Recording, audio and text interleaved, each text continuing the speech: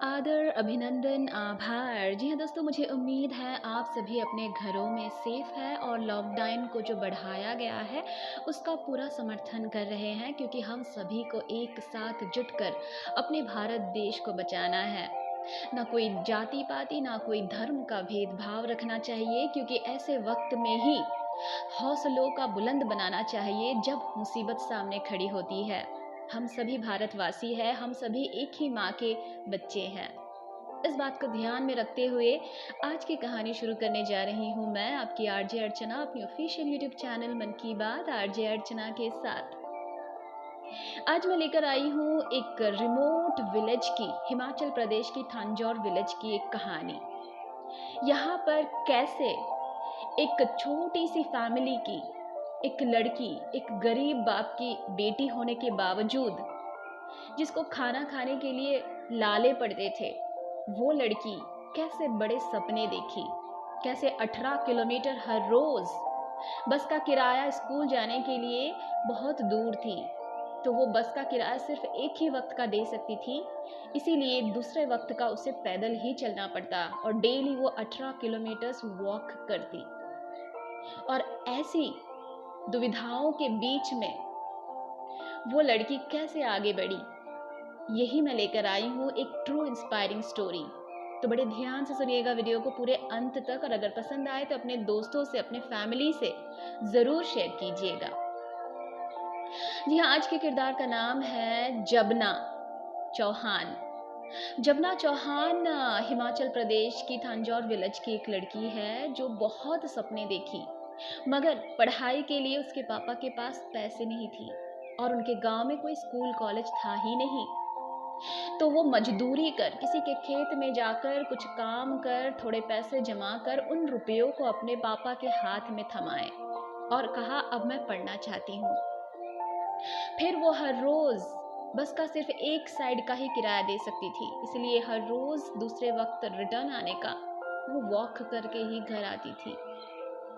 इन हालतों में भी उनके गांव में 15 से 16 साल के अंदर ही लड़कियों की शादी हुआ करती थी, लेकिन वो इकलौती लड़की थी जो उस उम्र के दौरान शादी नहीं की बल्कि अपनी पढ़ाई कंप्लीट की।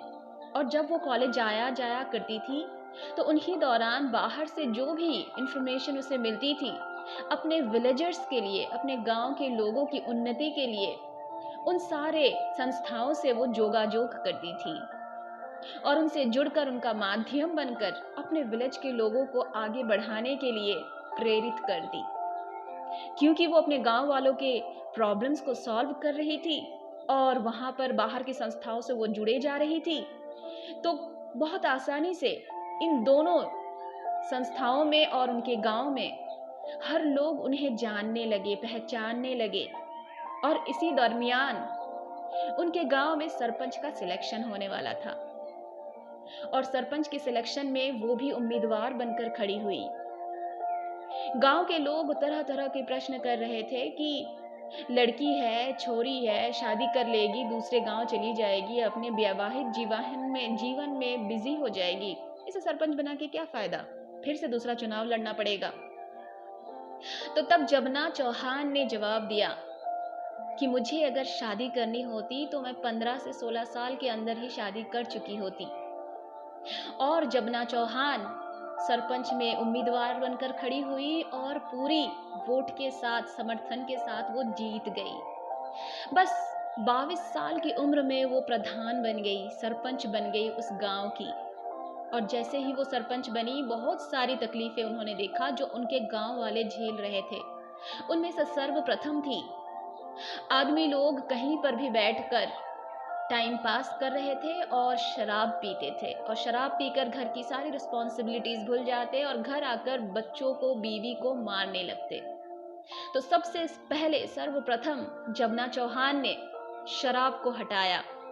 उसके लिए सर्वप्रथम उन्होंने सारी महिलाओं का एक व्हाट्सएप ग्रुप क्रिएट किया, जहां पर सारी महिलाएं, सारे इंसान, सारे गांव के वो लोग जो शराब नहीं पीते थे, उन सब का एक संस्थान बनाया और जहां पर भी कोई भी शराब पीते, वहां पर जाकर उन सारे लोगों के साथ जाकर उनको बैन कर देती। और इसी तरह सर्वप्रथम नेगेटिविटीज़ को हटाते गए गांव से, और उसके बाद उन्हीं का गांव सर्वप्रथम सरपंच की जो डिग्री दी जाती है, जो अवार्ड दी जाती है सरपंच लेवल में, डिस्ट्रिक्ट लेवल में बेस्ट प्रधान की अवार्ड भी उन्हें मिली। जमुना चौहान को हमारे प्रधानमंत्री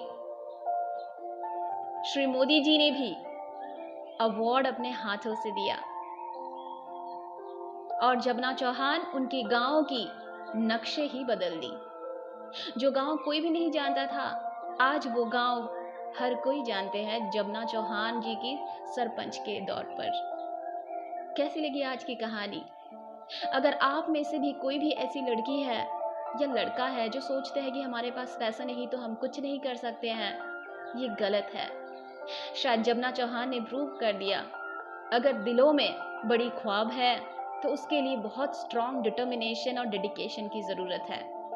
कोशिश कीजिए, कोशिश के सामने भगवान भी अपने घुटने टेक देती है, तो इंसान क्या। ज़रूर कोशिश कीजिएगा। पसंद आए मेरी कहानी तो अपने लव्ड वन से ज़रूर शेयर कीजिएगा। आपकी जो कमेंट्स हैं मुझे बहुत मोटिवेट करती है, तो कमेंट, लाइक, शेयर ज़रूर कीजिएगा। मैं लेकर आऊँगी एक नई कहानी अपने नए वीडियो में। तब तक रखिए अपना ख्याल। Love you all.